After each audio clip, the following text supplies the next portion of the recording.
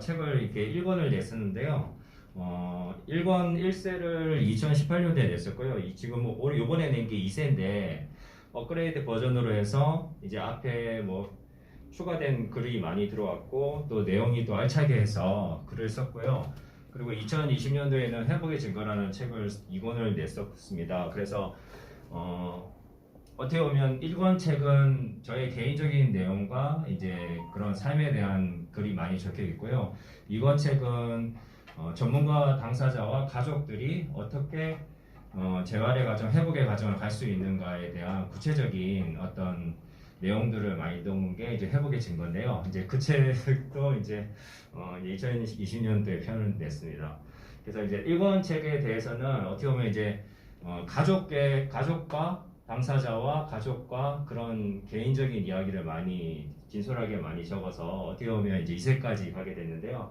너무나 이제 감사한 일이고 뭐 제가 이 책을 뭐 해서 뭘 남기고 그런 게 아니라 어떻게 보면 의미 있는 활동을 통해서 많은 사람들이 도움받고 회복의 길에 가는데 조금이라도 기여할 수 있으면 그것으로서 저는 만족하거든요. 그래서 이런 활동을 할 수 있었던 게 너무 감사했고 또 이 책을 통해서 제가 강연을 많이 다니면서 지금까지 3년 동안 한 65군데의 전국의 센터와 웹스컴이나 이런 데로 나오게 됐습니다. 그래서 너무 감사한 일이었고요.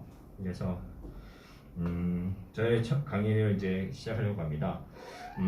당신은 아빠였던 만큼 행복할 수 있는 사람입니다는 어떻게 보면 저의 얘기뿐만 아니라 여기 계신 모든 분들의 이야기라고 봅니다. 살아있는 모든 사람들은 고통을 겪잖아요. 그래서 살아있는 자체가 어떻게 보면 그 고통을 통과하는 과정으로 인해서 우리가 성숙한 길을 걸어가고 있는데요.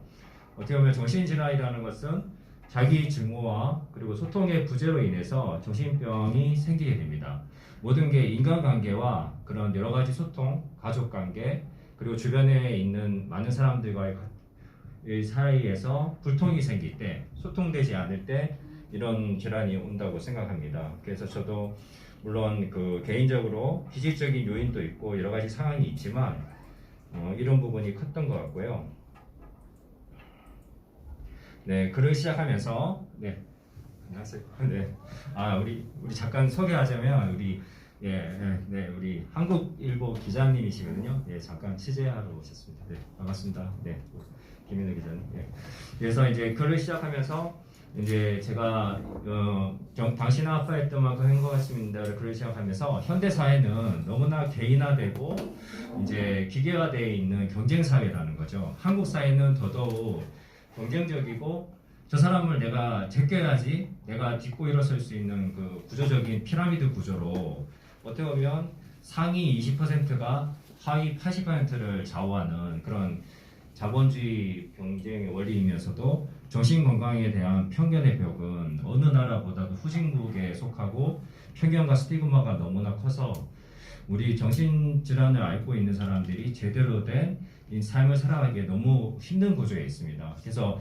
미국이나 호주나 뭐 선진국에 비해서 3, 40년 정도의 그 떨어지는 그 사람들의 어떤 정신건강에 대한 인식이라든지 그런 생각에 3, 40년이 후퇴되어 있는 그런 생각이거든요.